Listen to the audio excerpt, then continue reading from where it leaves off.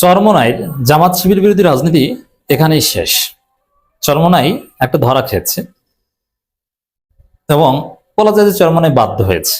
হ্যাঁ, বাধ্য হওয়াটাই ধরা খাওয়া। দর্শক, চরমোনাইর যদি 5-6 জন এমপি হতে পারতো তাহলে আরো বেশি ধরা খেত, তাহলে জামাত শিবির বিরোধী তাদের কোনো রাজনীতিই থাকতো না। আচ্ছা, কি ঘটেছে সেই ঘটনার আগে একটু বলি যে চরমোনাই রাজনীতি, চরমোনাইকে বাংলাদেশের দরকারটা কি? হ্যাঁ, আপনি পীরের দরবার হিসেবে জিকির শেখানো, তরিকত চর্চা, এই জন্য আমিও নিজেও চরমোনাইতে যেতে রাজি। আমি একসময় আহলে হাদিস প্রভাবিত ছিলাম, কিন্তু আমি বুঝতে পেরেছি যে আহলে হাদিস এটা একটা ধান্দাবাজি, এটা একটা ফাঁদ, এটা একটা প্রতারণা। মুসলিম আহলে হাদিস এটা বেসিক্যালি ইহুদি খ্রিস্টানদের দালাল। তবে হ্যাঁ, আহলে হাদিস মানহাজ বা ফিকহি স্কুল আছে, জাহেরি মাযহাব, দ্যাটস ডিফারেন্ট। বাট বাংলাদেশে আহলে হাদিস বলতে যেসব সংগঠনকে বোঝানো হয় এরা ইহুদি খ্রিস্টানদের দালাল। এটার প্রমাণ আমি যুক্তরাজ্য সহ বিভিন্ন জায়গায় পেয়েছি। ইহুদিরা টাকা দেয়। তবে হ্যাঁ, যারা বংশগত আহলে হাদিস, যারা জাস্ট ফিকহি আহলে হাদিস, জাস্ট ফিকার কিছু মাসালা মানে, নির্দিষ্ট মাযহাব মানে, দ্যাটস ডিফারেন্ট। এটা কোনো সমস্যা না। সমস্যা হচ্ছে যেই সব আহলে হাদিসদের আলাদা পলিটিক্যাল ফিলোসফি আছে, যারা দেখেন এখানে ইসরায়েলের পক্ষ নিয়ে ইরানকে সকাল সন্ধ্যা গালাগালি করছে। মানে ওরা যে আসলে ইসরায়েলের দালাল এটা বুঝতে আপনাকে অন্য কিছু দরকার নেই, এখানেই স্পষ্ট। হোয়াটএভার, এটা আমার আলোচ্য বিষয় না। তো এই জন্যে আহলে হাদিস সম্পর্কে আমার ভুল ভাঙার পর চরমোনাইয়ের প্রতি আমার একটা আবেগ কাজ করছে। চরমোনাইয়ের যে অবস্থান আহলে হাদিসের বিরুদ্ধে ছিল, এগুলো যে যৌক্তিক ছিল আমি সেটা ফিল করছি। এবং চরমোনাইয়ের অনেক কার্যক্রমকে আমি শিরক বেদাত মনে করতাম। পরবর্তীতে এটা গভীরভাবে স্টাডি করে দেখলাম যে না, আসলে ওটা শিরক বেদাত না, এটার বরং প্রয়োজন আছে, এবং এটা কোনোটা মুবাহ, কোনোটা সুন্নাহ সমর্থিত, বেদাত না। তাদের যে জিকির, তাদের যে তরিকত চর্চা, এগুলো অনেক প্রয়োজনীয় রয়েছে। এই আধুনিক যুগে ফিতনা থেকে বাঁচার জন্য তাদের অনেক থিওরি যে কোনো সংগঠনের চাইতে বেশি কার্যকর। অতএব তরিকতের একটা আউটফিট হিসেবে Charmonai is preferable to me, কোনো সমস্যা নেই। আমার যদি সুযোগ থাকতো বাংলাদেশে আমি যেতাম চরমোনাই দরবারে, কিন্তু সুযোগ হয় না বাস্তবতায়। এবং যাওয়ার একটা ইচ্ছা আছে যে সেখানে যে জিকির করব, একটা পবিত্র একটা সেক্রেট ফিলিংস কাজ করবে, এবং পীরের মুরিদ হব। পীরের মুরিদ একজন না, অনেক পীরের মুরিদ হওয়া যায়, কোনো সমস্যা নেই। পীরের মুরিদ এটাকে ভয়ানক বেদাত বললাম না, এটা মোটেও বেদাত না। পীরের মুরিদ হওয়া আর জামাতের সহযোগী সদস্য হওয়া এর মধ্যে কোনো পার্থক্য নেই। এটা বেদাত হবে কেন? অথবা অন্য কোনো, একসাথে আপনি 10 জন পীরের মুরিদ হতে পারেন, কোনো সমস্যা নেই। আপনি তার কিছু সবক মানবেন, তার কাছে যাবেন, এই আপনি তো আর কোরআন হাদিস বাদ দিয়ে তার অনুসরণ করছেন, আর কোনো পীর কোরআন হাদিসের বাইরে কিছু বলছে না। কিন্তু রাজনৈতিক সংগঠন হিসেবে চরমোনাই দরকারটা কি? ইসলামী রাজনীতি, ইসলামপন্থী রাজনীতি, এটা তো জামাত আছে। জামাত থাকতে চরমোনাই আলাদা কোনো প্রয়োজন নেই। পীর হিসাবে ঠিক আছে, তরিকত চর্চা করুক, বরং শিবিরের ছেলেদেরকেও মাঝে মাঝে সভ্যদারি করাক নিয়ে। এবার শিবিরের ছেলেরা চরমোনাই যায় নিয়মিত, আমি জানি। কিন্তু রাজনীতিতে চরমোনাই দরকারটা কি? ইসলামী রাজনীতি তো জামাত করছে, আসলে কোনো দরকার নেই। এটা চরমোনাই জানে, কারণ জামাত চরমোনাই যা করছে এর মধ্যে কোনো পার্থক্য নেই, দুইটা এক হয়ে গেলেই পারে। তো এক্ষেত্রে চরমোনাই কৃত্রিম ভাবে একটা রিমার্কেশন সেট করার চেষ্টা করেছে যে এই দেখেন, কেন জামাত দিয়ে হবে না, ইসলামী রাজনীতি আমাদের দরকার। কি দেখাতো? চরমোনাই বলতো যে চরমোনাই রাজনীতি এটা, এছাড়া তাদের কোনো রাজনীতি। ইসলামী রাজনীতি জামাত করছে, এটা চরমোনাই রাজনীতি না। চরমোনাই রাজনীতি হচ্ছে জামাত বিরোধী, যে জামাতের সমস্যা আছে, ইসলামী রাজনীতি তারা সঠিকভাবে করছে না, আমরা সঠিক, এই হচ্ছে চরমোনাই রাজনীতির প্রাসঙ্গিকতা।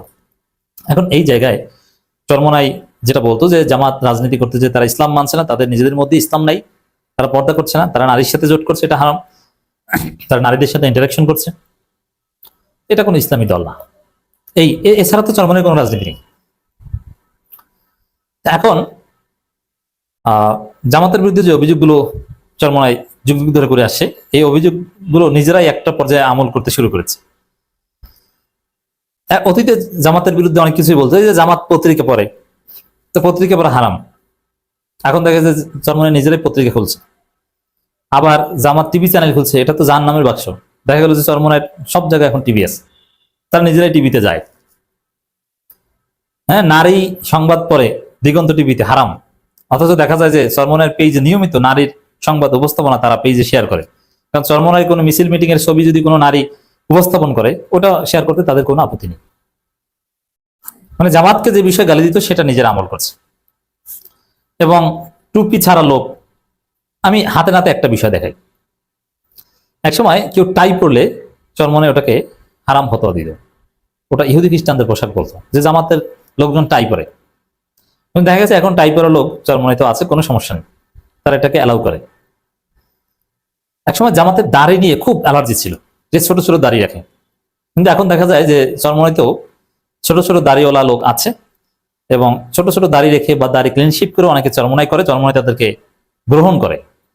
ওই জামাত যে থিওরিতে যে একটা পর্যায়ে তারা সংশোধন হবে, ছোট দাড়ি বড় হবে, ওই থিওরিতে চরমনাই গ্রহণ করে, একসাথে চলে, একসাথে মিছিল মিটিং করে, আর কোনো সমস্যা নেই, সব একভাবেই চলে। তার মানে অতীতে জামাতের যেসব বিষয় বিরোধিতা করতো, এখন চরমনাই সেই সব বিষয় গ্রহণ করছে। জামাত বিরোধী রাজনীতি তাদের নাই, একটা আসিল, এই যে জামাতের এমপিরা এই করে সেই করে, তারা শিরক করে, নাজায়েজ কাজ করে, পর্দা করে না। জামাতের আমি নির্বাচনী প্রচারণার সময় কয়েকজন নারী প্রশ্ন উত্তর দিয়েছেন, এতে চরমনাই পীর সাহেব নিজে মুখ খুলেছেন। কিন্তু এখন দেখা যায় যে চরমনাই একজন এমপি হয়েছেন, সেই এমপি নারীর কোল ঘেঁষে বসেছেন সংসদে। আবার চরমনাই যার বিরুদ্ধে বলে, এই যে দাঁড়িয়ে নীরবতা পালন করা, এটা তো চরমনাইয়ের মধ্যে হারাম। এই দাঁড়িয়ে নীরবতা পালন চরমনাই এমপি ঠিকই করেছে, এখন আর ফতোয়া নাই। আবার চরমনাইয়ের যদি এরকম কোনো সিদ্ধান্ত হয় যে সংসদের সমস্ত সদস্যকে বাধ্যতামূলক শহীদ মিনার যেতে হবে, এবং জামাত শহীদ মিনারের কাছে এই জন্য ফতোয়াবাজি করেছে, কিন্তু সমস্ত এমপিদের জন্য বাধ্যতামূলক করলে চরমনাইয়ের এমপি 100% নিশ্চিত তিনি শহীদ মিনারে যাবেন, কেউ তাকে ঠেকাতে পারবে না, এবং তখন চরমনাইয়ের ফতোয়া থাকবে না। এবং চরমনাই যদি জামাতের মতো বিরোধী দল হতো, তারা নিশ্চিতভাবে তারা শহীদ মিনারে যেত, তারা স্মৃতিসৌধ যেত, তখন কোনো ফতোয়া থাকতো না। এটা মানুষ বুঝতে পারছে যে আসলে জামাত যা, চরমনাই তা, চরমনাই যা চাপাবাজি করছে। নারীদের সাথে বসবো না, মিশবো না, এটা হারাম। হ্যাঁ, শায়েখে চরমনাইয়ের প্রোগ্রামের মধ্যে সংবাদ সম্মেলনের কোনো নারী সাংবাদিক ঢুকতে পারবে না, কত কিছু। এখন দেখা যায় চরমনাইয়ের এমপি তিনি নারী জেলা প্রশাসকের কাছ থেকে, যে নারী ঠিকভাবে পর্দা করে না, বোরখাও পরে নাই, শাড়ি পরা, তার কাছ থেকে হাসতে হাসতে পুরস্কার নিচ্ছেন, নারী এমপির কোল ঘেঁষে বসছেন। আরো কত কিছু করতে হবে।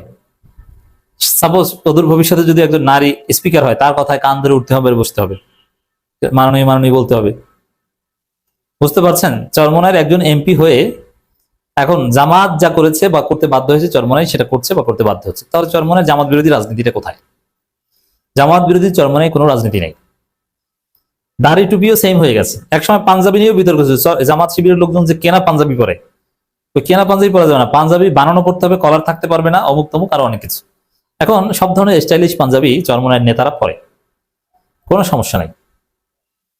এবং প্যান্ট শার্ট পরা লোকও আছে, একসময় প্যান্ট শার্ট পরাকে হারাম ফতোয়া দিত, এটা জামাত শিবির পরে, এখন তারা অবলীলায় পরে। চরমনাইয়ের আইনজীবীরা অবলীলায় টাই পরে, কোনো সমস্যা নেই, সব ঠিক আছে। মজা না?